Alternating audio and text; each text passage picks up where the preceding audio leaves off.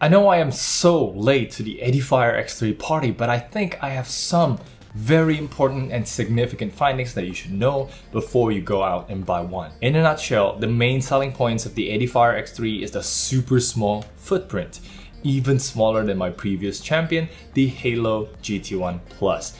And it has all the good things about it, plus strong bass, something that many people probably complain with the Haylou. But if Edifier is asking $26 instead of sub 20 here,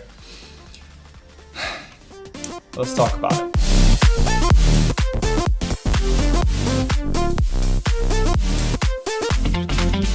Selamat pagi! Good morning everyone, Kenneth here and welcome to the review of the Edifier X3. I've been using this for the past couple weeks now alongside the GT1 XR and the Alien Secret, so we're going to be comparing mainly to these earbuds and we'll talk about the sound quality, build, overall experience, latency, call quality, everything, and in the end I'll touch a bit about the special edition Edifier X3 2U that uses USB-C later in the conclusion. So make sure to watch the video until the very end because I've got a lot to say about this candidate for the best 20 bucks True Wireless earbuds. Now, as a disclaimer, I bought this Edifier X3 by myself, but rest assured because I will always give you my own honest opinion, and you'll be watching this video for the first time as the company does, if they ever watch this video. If you want to support the channel, please consider using the links down in the description below to go to e-commerce apps. You can browse around, it doesn't have to be the product linked, and whenever you buy something, I may get a small commission at no extra cost to you. So thank you very much for your support, and let's start with the most important thing, the sound quality. Please keep in mind that pricing may vary depending on your region, and I base my judgment on the fact that this X3 goes for $26 on AliExpress, which makes it more expensive than both the Haylou GT1 Plus and the GT1 XR, or even the great Alien Secret. And in general, I describe the Edifier X3 as a very V-shaped sound when compared to especially the Haylous that I usually describe as natural and pretty balanced overall. To give you an idea of how it sounds though, let's take some of my review songs here. I'll put the links down in the description below so you can listen to it for yourself. And starting with the first one, I'm gonna go with the rock song, which is Enter Sandman by Metallica. After listening to the song again and again and again, I gotta say the Alien here is in a different league. The balance of instruments, the vocals, the separation, soundstage, this just beats the Haylou and Edifier hands down. Just check out my review of it to know why it is so great. But that aside, I want to focus more on the Haylou versus Edifier here. And the first thing that I noticed is you can see in the volume bar right here, the Edifier goes louder than the Haylou. And the next thing comes the V-shaped EQ. And let's start with the treble side first. The cymbal crashes are more piercing and honestly hurts to listen to if I increase the volume any higher than this. The Haylou, on the other hand, despite being less loud, doesn't pierce as much as the Edifier, so take note of this because you might think this Edifier is too harsh and obnoxious. For the mids, the vocals and the guitars, I'd say they sound pretty similar. Soundstage isn't huge, kind of like instruments are stacked on top of each other. At this price, it's fine, and it's still enjoyable for the most part. Only that in Edifier, the vocals are covered a bit more by the bass, which again comes back to that V-shaped EQ. And honestly, in this type of song, I would much rather pick the Haylou as it sounds cleaner, vocals more forward to me, or even the Alien, which sounds just so great for the soundstage. Now moving on to Don't Stop Me Now by Queen, we all know Freddie always has that energy on the upper register sound. And here, the bass on the Edifier brings the vocal backwards even more, drowning out the energy and amplifies the tsk sound, the cymbals, the S's, which makes it a bit unpleasant to listen to. Whereas on the Haylou, it's a more balanced sound across the frequency, and I definitely prefer the Haylou right here. So the result is pretty interesting. If you think that I'm disliking the X3, well, you should not, because with the right song, this could bring a sense of emotion that the others do not convey. And I'm talking about Speechless by Naomi. This song is perfectly fine with vocals put a bit more backwards and the emphasis is on the bass and the strings instead. It makes the song exciting to listen to rather than The Alien, that sounds kind of plain here, left me wanting a touch more treble despite the bigger soundstage, or the just fine Haylou with the vocals that's as balanced as the others. And this is one example of how the V-shaped EQ translates well to pop songs, EDM, rap, hip-hop. You know where I'm going here. Man in a Mirror by Michael Jackson, another example that's more fun to listen to despite not having the most natural sound or the biggest soundstage. Or in Stay by Z, the Edifier pumps out deeper bass rumble that the Haylous just cannot reach, which I think is the point where most people will complain that the Haylous lack bass. As well as in The Weekend by SZA, the ultimate test for how earth-shaking a bass can get, I'd say it's pretty good. But still, this is by no means a bass-heavy earbuds. Now, the obvious question is, can it claim the throne as the #1 best sounding budget True Wireless earbuds? Well, it definitely is fun to listen to with genres like pop, EDM, hip-hop, but it struggles with real instrument and more complicated tracks. And especially when it's more expensive than the competition, I would ask myself again, do I really want that extra bass punch? The V-shaped EQ? The Haylou sounds more balanced here, and the Alien Secret Predator Pro at $20 reproduces soundstage way better than anything in its vicinity. So for now, I would say no. But it's a great alternative to these two if you prefer something with more bass and more treble. Now let's move on to the one point that could be a deal maker for you, and that is the size. This ultra pocketable design is unmatched by anything I have ever seen, including the GT1 Plus.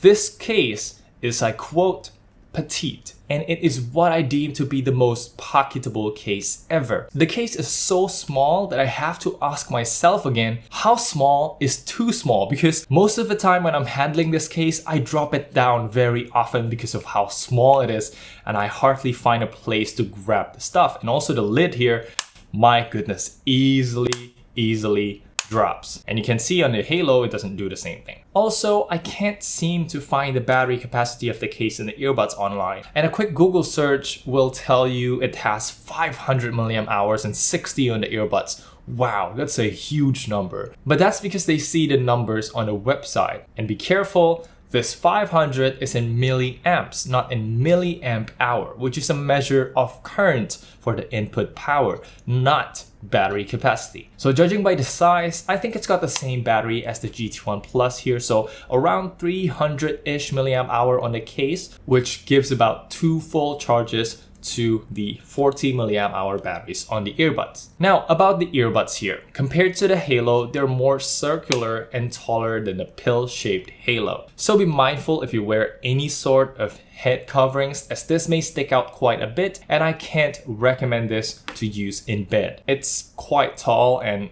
it literally jams the thing into your ear. But to be honest, it's not ideal on the Haylou too. Honestly, I haven't found any earbuds that's very comfortable to use in bed. The build quality, fortunately, is perfectly fine. They're IPX5, they have small downwards firing LED that blinks every once in a while when no media is playing, but they're not that bright, and once you play something, they'll disappear, so that's perfectly fine by me. For battery, they last just as long as the Haylous, around 5 hours of playtime at 50% volume, right around what you'd expect when you have a QCC3020 chip and a 40 mAh battery. That's great and all, but remember, the Alien destroys both of them here because it uses 50 mAh cell, and this can go north up to 8 hours. But how does it fit? Well, unlike others that are bigger and get support from the outer ear, I feel like this mostly rely on the seal from the ear tips instead. And because of that, it sucks quite a bit more than what I'd like. While on the one side, that's good for bass, noise isolation, and music listening, but when it comes to time to talk to someone, it gets pretty uncomfortable with these on. So during my use, I find myself taking them out more than what I remember doing with any other earbuds. So that could be a potential problem, as well as the, again, I haven't said this, but it's obvious: micro USB charging port and the lack of battery indicator on the case. To be fair, the GT1 Plus is just like this. And I tell you, with time, you'll know when to charge easily based on your usage pattern. It's just that the X3 is more expensive than even the GT1 XR or the Alien or the QCY T9S that all is equipped with battery indicator. So, minus point. Okay, one more important issue that could get annoying really quickly is that I found these earbuds to easily detach from the charging pins even when the case is closed. For example, I have the X3 in my Slynk bag. I got back home, throw my bag lightly on the floor, and suddenly the audio from my phone disappears. That's because they're connected to a closed X3 case inside my bag that I just threw. This happened quite a lot of times to the point that I can't ignore it anymore, and this does not happen in my Haylou or the QCY or the Alien Secret. So buyers beware. Now let's talk about the controls real quick. And as you can see here, the one thing it's good at is the fact that you have all the controls no matter which side you're using. Next and previous song are always on double and triple tap.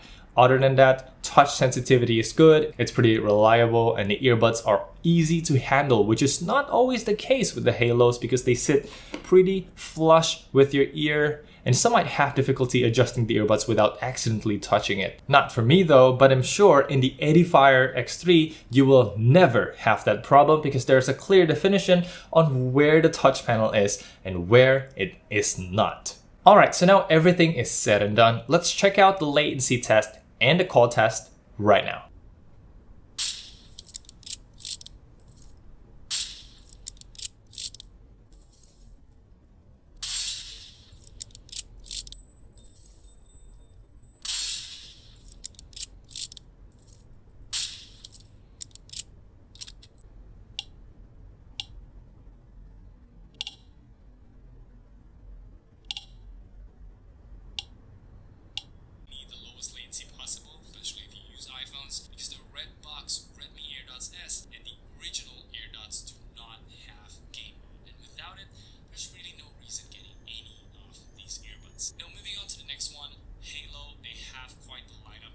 Alright, welcome everyone to the call test. Right now you're listening to my iPhone 10 microphone. I'm about an arm's length away talking and about the normal volume. And let's take the Edifier X3 and we'll see how it sounds.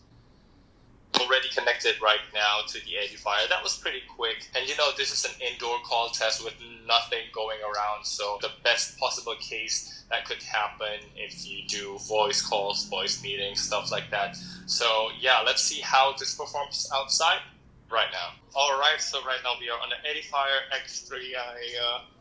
Okay, there's some cars going to pass. Okay, so one motorcycle just now is past, you can hear that. So yeah, this is how it performs the Edifier X3 outside.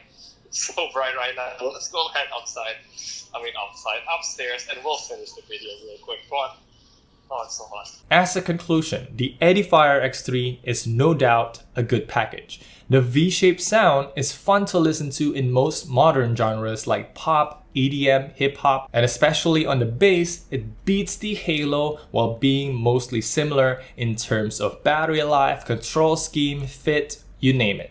But I think the most important selling point is the size. It is incredibly tiny, and for you who don't want your pants pocket to bulge out like a tumor, this will be your perfect companion. The biggest problem now, aside from all the problems I mentioned, is the price. If you can get this for 20 bucks, I can say that it is a good buy.